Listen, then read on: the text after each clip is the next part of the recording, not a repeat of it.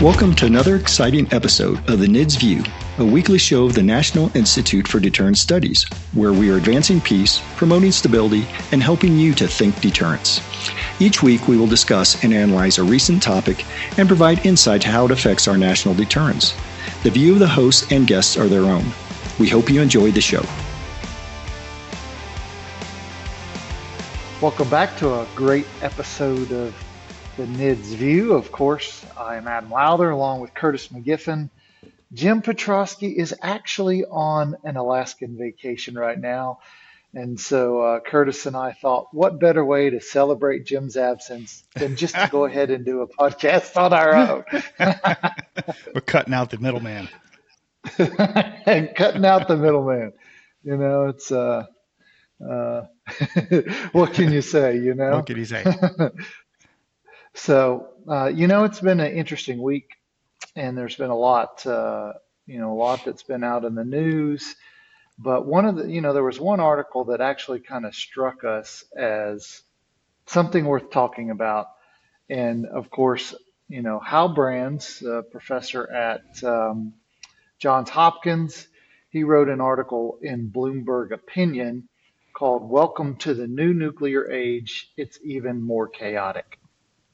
And the article talks about what, sort of the nuclear age we're in looks like and the impact that the Trump administration is having on it. And so I thought, Curtis, we've talked about Hal Brands articles before because we often disagree. But this, also this article brings up sort of some of the key highlights for those of us who think about nuclear strategy and deterrence. And so, it's a great article to sort of give us a segue into these sort of important topics that we like to discuss. Now, with that in mind, Curtis, I know this was an article you brought to the table, and so I wanted to give you the first shot at giving us your thoughts. Well, thanks, Adam.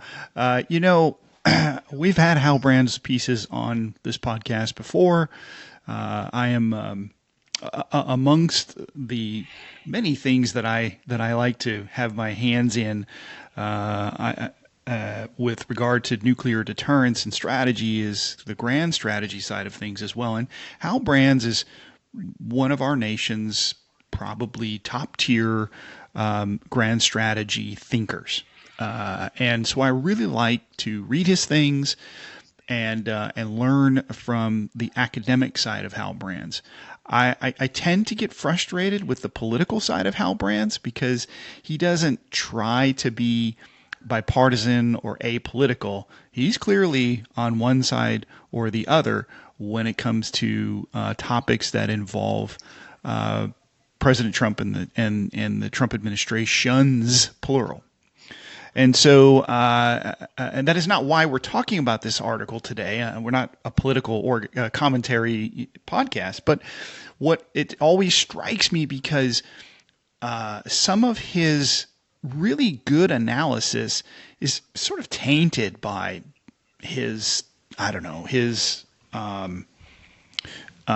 disagreements. Anti-Trumpism. Yeah, I guess. And I'm not trying to pick political sides one over the other. I did not detect anti-Bidenism in any of his articles during the previous 4 years. So one can only draw those sorts of conclusions. But with that being said. Or you know what you can do? What you can do, Curtis? Yes. You just go to the Federal Election Commission's website and you type in an individual's name. And you can see exactly who they've donated to, so you know exactly who they support. Right. That's something I often do. So it gives it away. There's no keeping it quiet. I don't, only because I don't think about it. It's just not something that jumps to me. But the crux of this piece, Adam, that I think was really worth our time here is as in the astute academic that Dr. Brands is, he lays out 5 key trends that challenge the time-honored notions of nuclear strategy and stability. This is the wheelhouse of NIDS, in my opinion. Yeah, And so for sure. that's why this article was so meaningful to me. While I disagree with a lot of it, it's still worth talking about. And so let me just quickly review the 5 items so that our audience can get an introduction here. And that is, he says that the first key trend is that great power nuclear rivalry has returned. And it is a 3-player game. Okay, we'll break each one of these up in how we might agree or disagree. The second is new technologies make deterrence more tenuous and make surprise attacks more feasible. The third trend is that deterrence is that existing arms control architecture is crumbling. And I think that's pretty apparent out there. And the fourth one is the non-proliferation regime is being strained in multiple regions. Okay, let's talk about why that is. And then finally, and this is the kicker, is he says, as the U.S. becomes more erratic and unilateral, it jeopardizes the arrangements that have provided great power, peace, and international stability for generations. Now, this is the partisan comment, in my opinion. This is a shot across the Trumpian bow. And clearly, Dr. Brands does not approve of any perturbing of the 80-year status quo that he presumes to have been a clear winner with regard to how the world is laid out. While I don't maybe disagree that we've been a clear winner, what I do want to offer is that the world has changed. And what worked for the last 80 years may not work for the next 80 years. And if we're not willing to at least consider and look at possible courses of action with those changes, you're going to be locked into always looking backwards and never looking forwards. And so this is something that I thought was of particular interest. So, Adam, I don't know if we'll have time to go through all 5 of these. I hope we can, because some of these are very meaningful in just sort of understanding how he sort of looks at these things. But I thought maybe we could go back and forth on these 5 things just to sort of give our thoughts on this, if that sounds good to you. Well, you kick it off with the first, and then all right. I'll pick it up from there. So he says that again, that the first one is that great power nuclear rivalry has returned, and it's a 3-player game. Okay, so this is a classic lesson in the duh.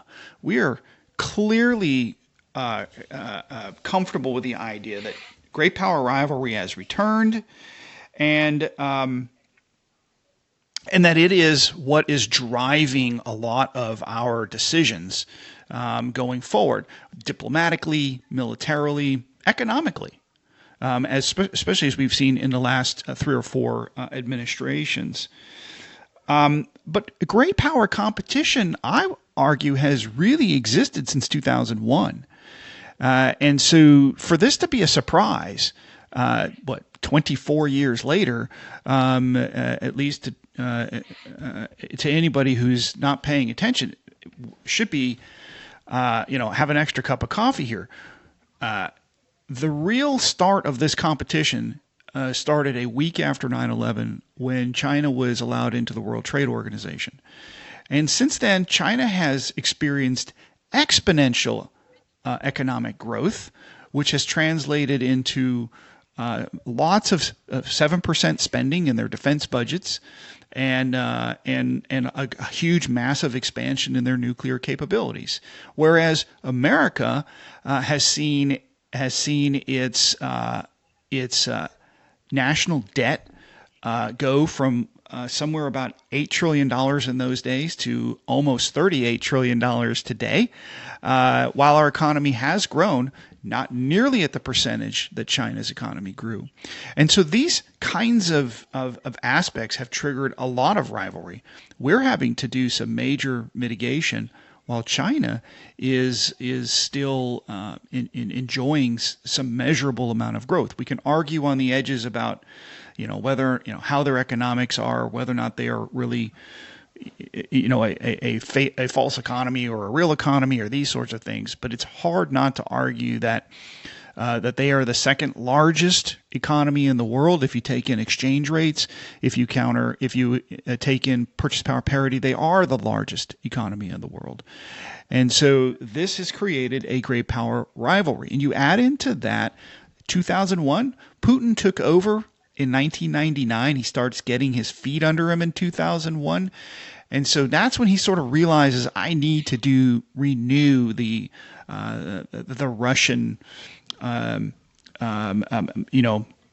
band. I want to put the band back together, so to speak. The near abroad is a challenge, and we see him dealing with Chechnya and other issues going forward, and beginning to revitalize his nuclear enterprise and try to diversify his economy, and so forth and so on. So while Russia is nowhere near the economic power China is, it is vastly larger in nuclear power with regard to weapons. And so it still is considered to be a superpower in this regard. Where I want to draw a distinction with Dr. Brands is that I don't believe, Adam, that it's any longer a thruel or a three-peer problem. The Strategic Posture Commission came out in late 2023 that really brought to the attention of this idea that they might coordinate and collaborate against the West together. And so you really have to think of China and Russia in the question of deterrence, maybe not in economies and diplomacy, but in the question of deterrence. You have to really think about, how do you deter them together? I think they are now one body. And so we are back to a duel with regard to deterrence. It just looks different than it did in the Cold War. Thoughts? Well, it's interesting that you say that.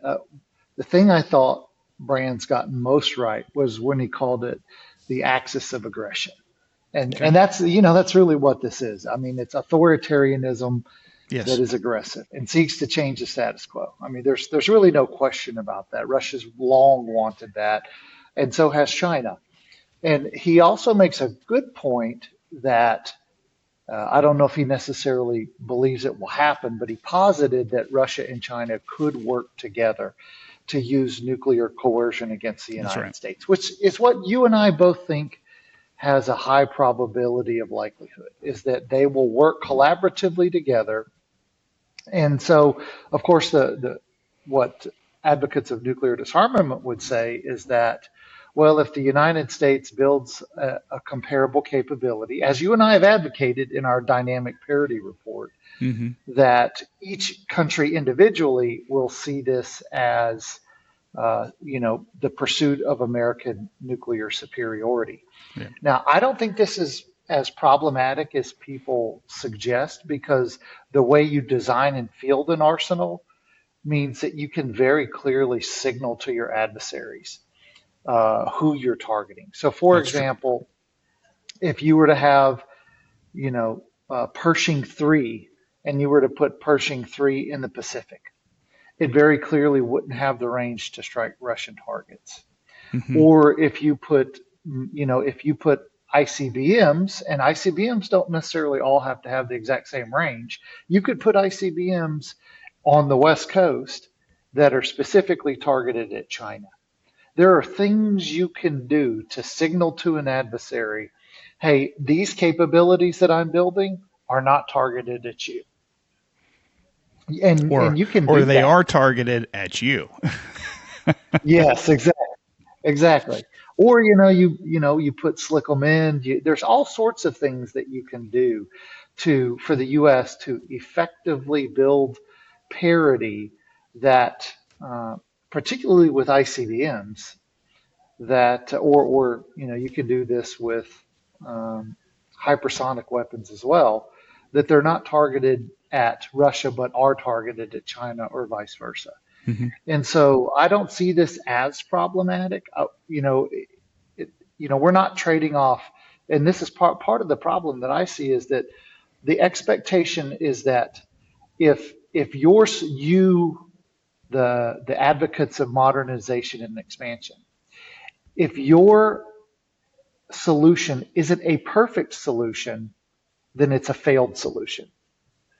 But my solution, the disarmament community, is perfect because yours is not perfect, or Mm, mine is acceptable because so they don't put their own solutions through the same critical analysis that they like to put our solutions through.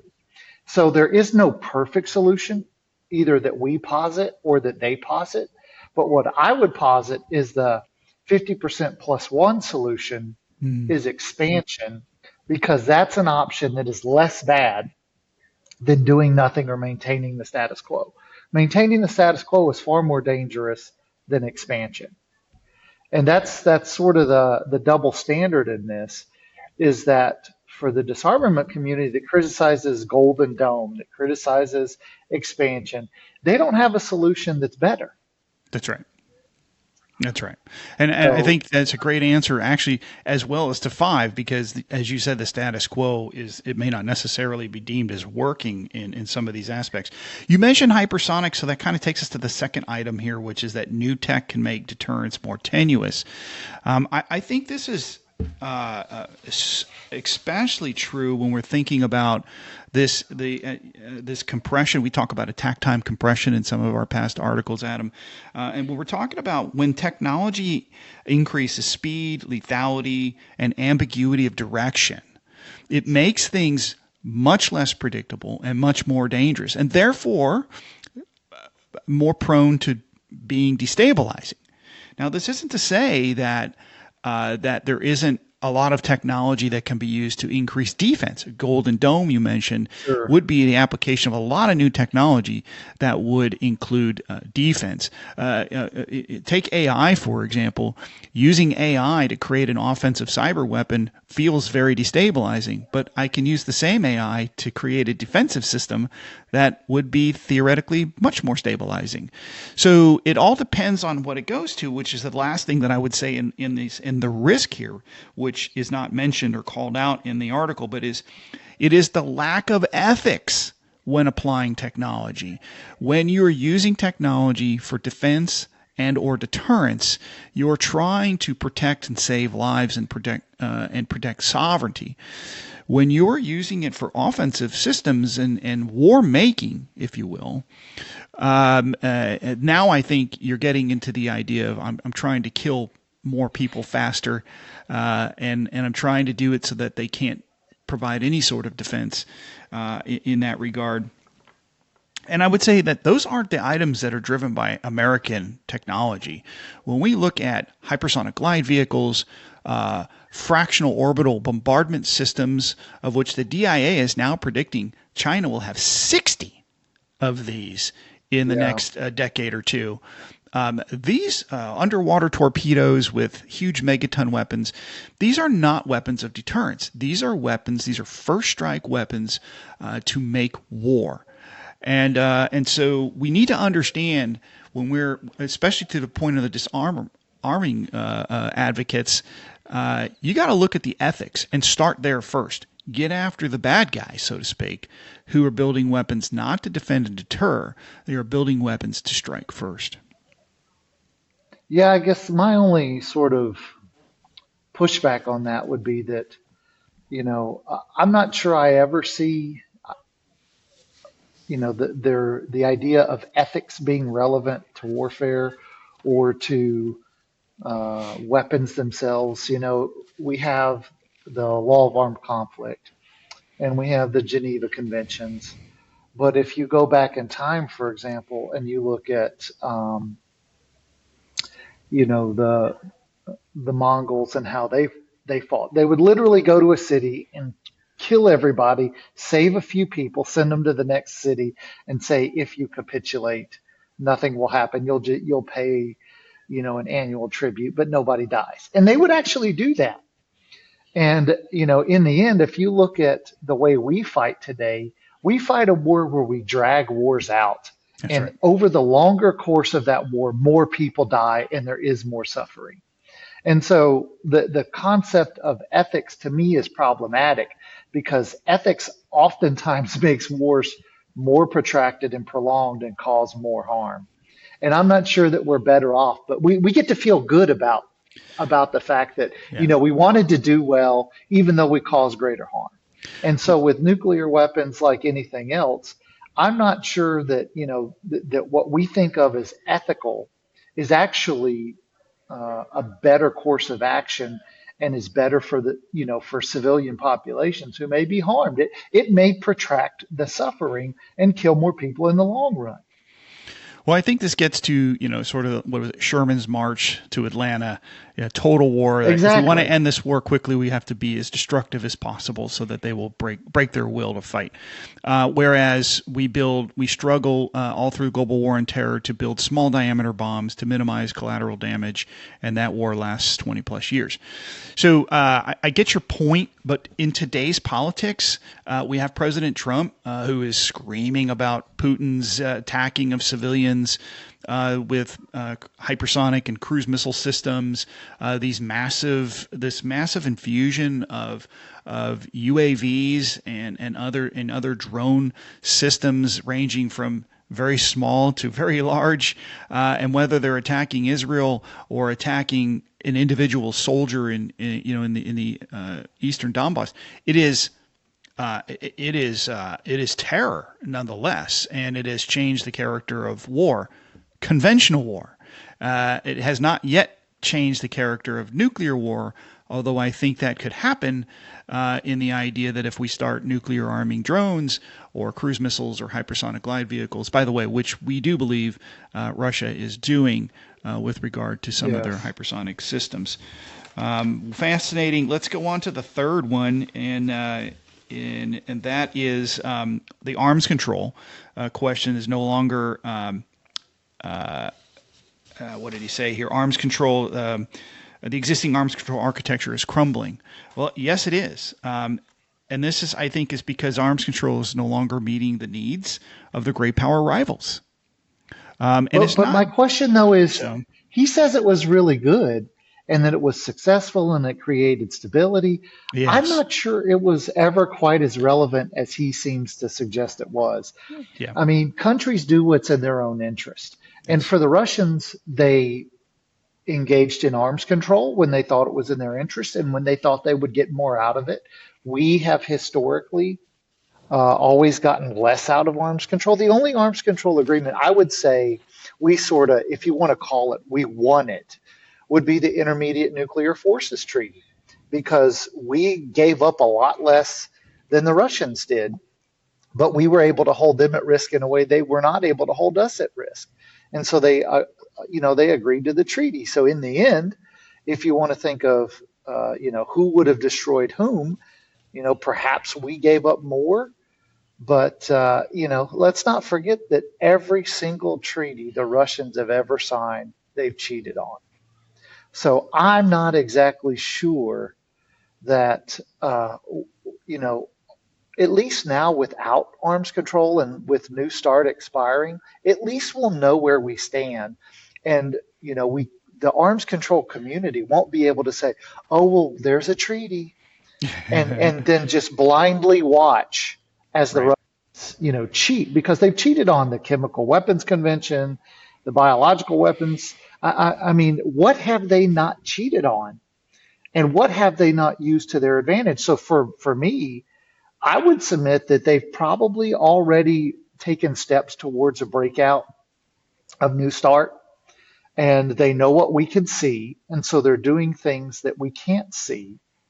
And just like, with the assumption that Cypri and Fass and Hans Christensen and others, they have always underreported Chinese numbers. The reality is we don't know. We don't That's know correct. their strategic numbers. We've never known their strategic numbers. We've always had to use how much plutonium we think they have for pits to try to guess at what we think the numbers are. But they probably have far more tactical nuclear weapons than we've ever estimated. Hmm. They probably had far more strategic nuclear weapons. We've looked at silos to try to guess, but we don't know how many warheads are on each weapon. There's so much unknown unknowns when it comes to China that our estimates are just blind estimates. They have very little information. I mean, there is some information that we can guess at, but we cannot say with high probability that, the Russia or the Chinese had 200 nuclear weapons in 2020.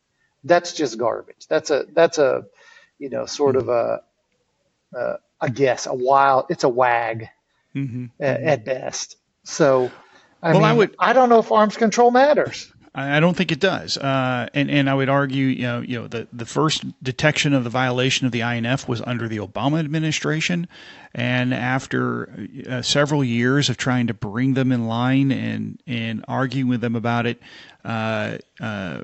President Trump in his first term withdrew.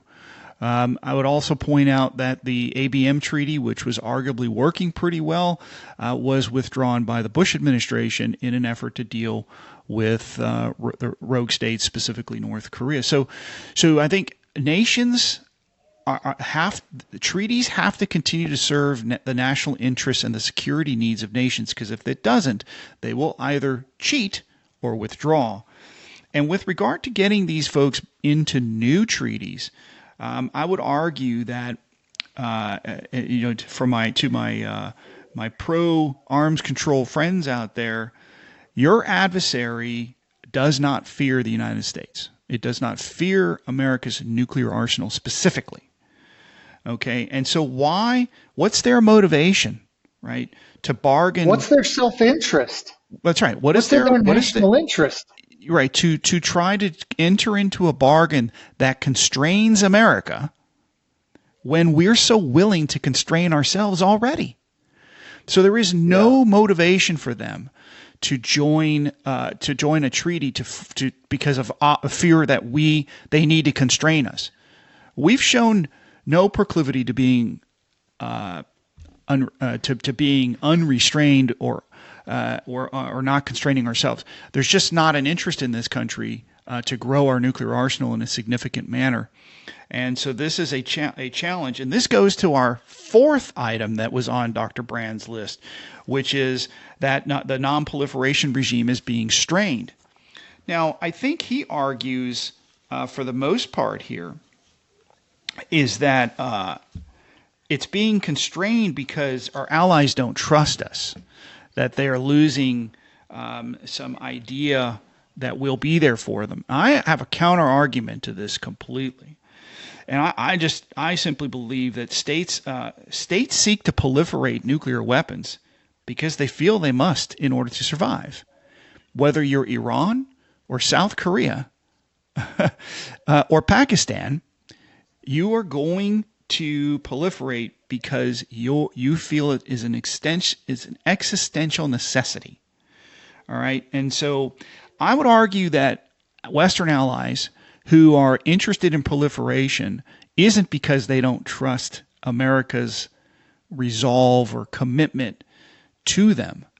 I think it's because they have watched America abandon its nuclear extended deterrent obligation for decades. And it is watching... Decades. That's the key, is it's decades. Yes. And it is watching a modernization program. As you and I have said before, we are 15 years into a 30-year modernization program, and I don't still think we have any new metal on the flight line or any new metal in a silo, and apparently we now need new silos. So we are not showing our allies that we're committed to maintaining a capability and capacity sufficient enough to assure them. It is not because we're unwilling to go there. We'll shoot bullets and artillery pieces on their behalf all day long.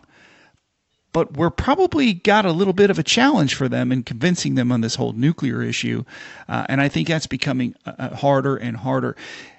Arms control advocates, if you don't want to see more proliferation, you should come on our side and encourage more American nukes to safeguard those nations. And then they won't proliferate. What say you? Yeah, I mean, and this goes to sort of the fifth point, which is about the political component and the criticism of Donald Trump.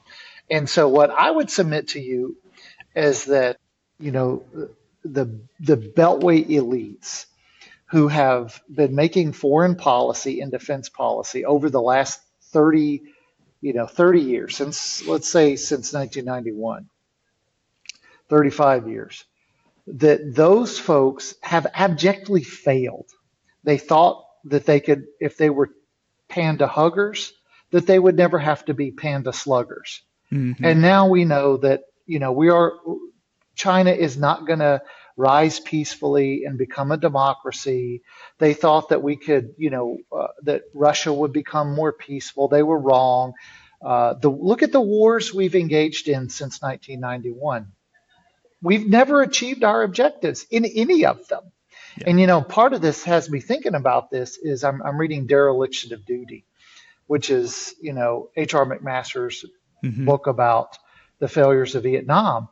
And that war was a failure because you had civilian intellectuals and civilian political leaders who completely dismissed the advice of the military leadership. They did. And because they thought they were smarter, that they were the ones who knew best. And of course, if you looked at those guys, they all had either none or very little military background. And that problem has only gotten worse, since then. So if you look at a lot of these intellectuals today, they have no background. They don't know war because they've never fought them. And Right. so what you're getting is you're getting a beltway elite who believes that they and their wisdom know how to solve the problem. But the reality is they've been trying to do that and they've abjectly failed. So what do you do now? When the last 35 years you have failed to make American leadership successful, what do Mm-hmm. you do now? Well, you blame Donald Trump. You say it was Donald Trump's fault. So while you failed over the last 35 years, you advocated drawdowns in the military. You advocated, 95% reductions in the size of the U.S. nuclear arsenal. You killed the defense industrial base. And then now you're finding yourself in a world where you need all those things. Well, who was the one that put us in this position now? That's right. But yet somehow it's Donald Trump's fault. Because Donald Trump is now dealing with a world in which he needs the Europeans to support their own defense. That's right. That's right. I want to call out a quote here from Dr. Brands in his piece here. He says, which I found quite shocking. But anyway, he says, quote, dozens of free world countries have bestowed the ultimate trust upon the American president by effectively granting him responsibility to make life or death decisions about using nuclear weapons on their behalf, unquote. Now, I think this is a fallacy. I don't think that there are any nations out there who have bestowed trust upon the American president to use a nuke on their behalf. I think they think that they're assured by the resolve that we might. Strategic ambiguity plays a role in this. But this is really a fallacy because this is really about the free riding aspect of which our allies have all but admitted with regard to our nuclear power. And so simply now what's being done is we're asking them to pay more for their own defense. And I'm not sure that these super close friends that we're so caring of and allied to and friends with, and I'm not disputing those things, but if we have that kind of relationship with them, then why do these calls to ask them to pay their fair share, so to speak, to use the President Biden vernacular, be met with such irascible opposition?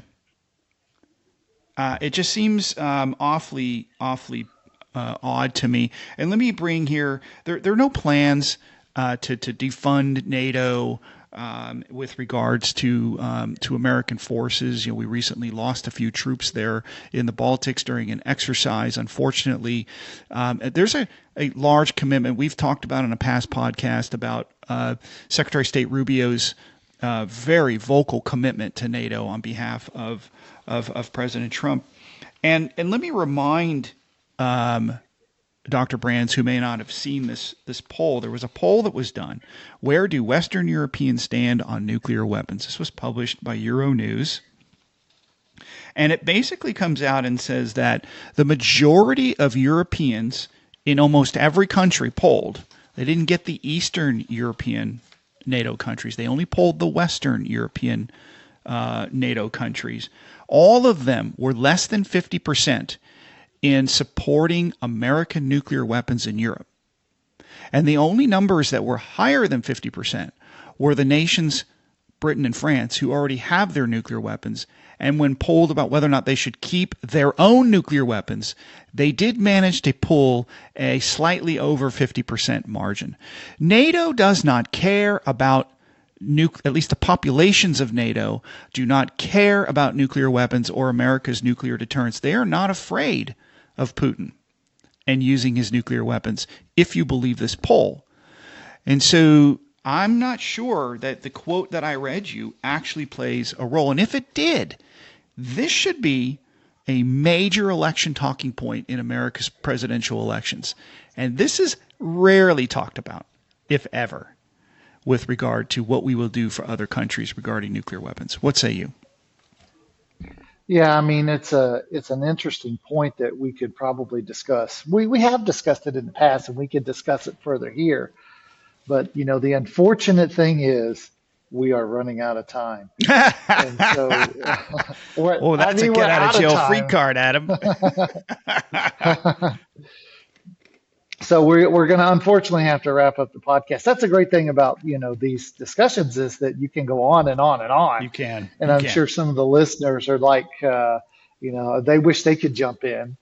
But unfortunately, we're going to have to wrap it up. As we're wrapping up, I just want to commend our readers to go find this article by Dr. Brands. It's published in Bloomberg News, The New Nuclear Age. It's even more chaotic. There are a lot of good points. We did sort of pick on the stuff we disagreed with to make this conversation a little more interesting. I don't always agree with everything Dr. Brands puts out there, but his intellectual concepts are fascinating to me, and I'm always interested in sharing it with our audience.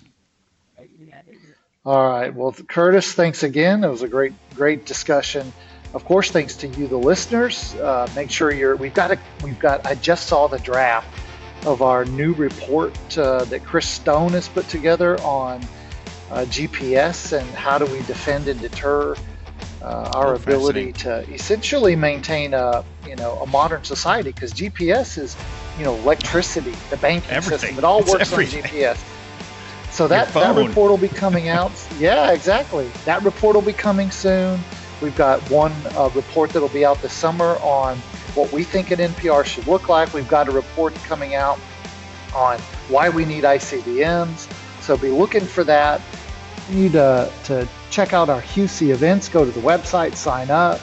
Of course, Global Security Review. Keep reading. There's lots of articles coming out. So there's a lot to see. So keep engaged, stay engaged with NIDS. We're working hard to make sure that we keep you entertained at least, and hopefully informed. Yeah, exactly.